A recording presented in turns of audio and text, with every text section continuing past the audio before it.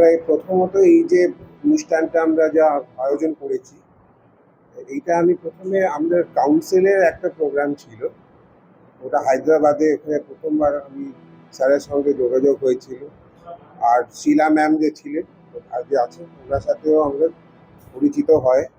আর ওদের যে এই সেমিনারটা ওরা নিয়েছে, ওটা আমার খুব ভালো লেগেছিল। ওরা অত ভালো একটা জিনিস আছে, একটা মেন্টাল হেলথের উপরে কত জিনিস, কত নতুন নতুন আবিষ্কার করার জিনিস পাওয়া যাচ্ছে। আর এইটা কিন্তু আমাদের স্কুলের ক্ষেত্রে এটা খুব ইম্পর্টেন্ট আছে। কারণ আমরা অ্যাজ টিচার্স, অ্যাজ এডুকেটার্স, আমরা বাচ্চাদেরকে জানতে হবে কি এখন আজকে যে যুগে আমরা দেখছি জেনজি বলে এই যে বাচ্চারা যে আছে, ওরা খুব কনফিউজিং আছে। আমরা জেনজি বাচ্চাদেরকে নিজেও আমরা জানতে পারছি না কি হবে না হবে এদের নিয়ে। তো এটা নিয়ে আমাদের সবার একটা চিন্তা আছে। ওই জন্য আমাদের ইচ্ছা আছে কি আমরা কিছু না কিছু করি, এটাকে আরো ভালো করে আমরা একটু বুঝতে হবে বাচ্চাদেরকে। सबको मेरा सादर प्रणाम। मेरा नाम शेखर शेषाद्री है। मैं बाल और किशोर मनोरोग क्षेत्र से हूँ। राष्ट्रीय मानसिक स्वास्थ्य और स्नायु विज्ञान संस्था जो बेंगलोर में स्थापित है, वहाँ 40 साल की सेवा के बाद मेरी निवृत्ति हुई। सेवानिवृत्ति के बाद मैं एक राष्ट्रीय पहल और एकीकृत संसाधन बाल संरक्षण, मानसिक स्वास्थ्य और मनोसामाजिक देखभाल में काम कर रहा हूँ सलाहकार के हैसियत से। ये भारत के 29 राज्य और 4 यूनियन टेरिटरी में ये काम जारी है और ये काम 4 क्षेत्रों में है। हम बाल संस्थाएं, बाल सुरक्षा के क्षेत्र के सीमावर्ती कार्यकर्ता जो है उनके साथ, मानसिक स्वास्थ्य के क्षेत्र में जो विशेषज्ञ हैं उनके साथ, कानून और पॉलिसी में जो है उनके साथ, और शिक्षा के क्षेत्र में हमारा काम जारी है। साथियों, इस काम को हम ट्रांस डिसिप्लिनरी अप्रोच कहते हैं।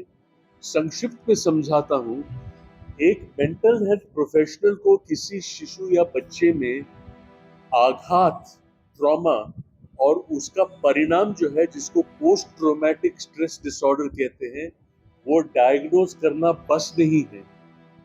अगर ये कोई ऐसी घटना है जिसका फिर कानूनिक प्रक्रिया शुरू होता है, तो उस बच्चे को कानून के प्रक्रिया में क्या झेलना पड़ता है, वो भी सदमा का एक संदर्भ है। तो एक मानसिक विशेषज्ञ को कानून जानना बहुत जरूरी है। उसी तरह से किसी जज को केवल गवाही सुन के निर्णय देना बस नहीं है।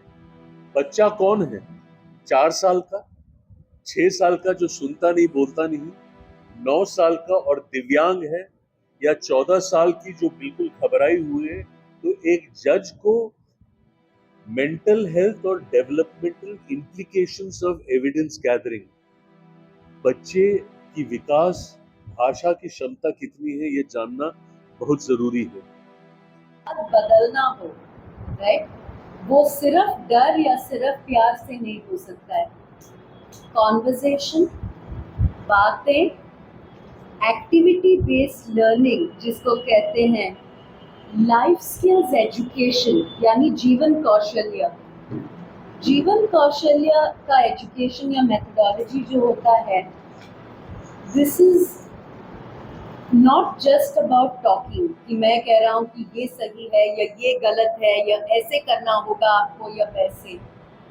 उदाहरण हम आर्ट के द्वारा, फिल्मों के द्वारा, कहानियों के द्वारा, ड्रामा या थिएटर के द्वारा हम अलग अलग सिचुएशंस के बारे में बच्चों के साथ बातें करते हैं।